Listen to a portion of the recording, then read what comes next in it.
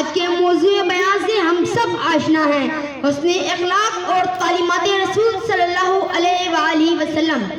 تیرے حسن خلق کی ایک رمق میری زندگی میں نہ مل سکی، تیرے حسن خلق کی ایک رمق میری زندگی میں نہ مل سکی، میں اسی میں خوش ہوں کہ شہر کے دربام کو تو سجا دیا، تیرا نقش پا تھا جو رہنما تو غبار رہتی کہکشاں، اسے کھو دیا تو زمانے بھر نے ہمیں نظر سے گرا دیا۔ صدر علی وقار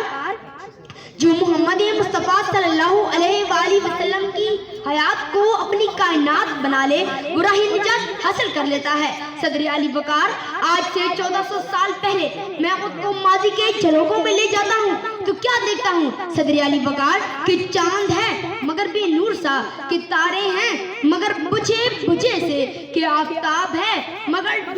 ڈوبا سا۔ صدر علی وقار فضاؤں نے بہاروں کو لوٹ کر چمن ویران کر دیا کہ اچانک وہ ہستی آ گئی جن کا روزے عدد سے انتظار تھا، کہ جن کی آمد کے لیے پورا جہان بے قرار تھا، کہ جس کی ولادت سے پردے اٹھے نگاہ سے ہر شے نکھر گئی، تقدیر صبح رات کے رخ پہ بکھر گئی،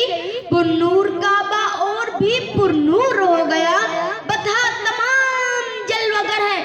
دور ہو گیا، برگو شجر نہال ہوئے چومنے لگے، آپس میں ایک منہ چومنے لگے، تاریکیوں کا نام مٹا کر جہان سے اتری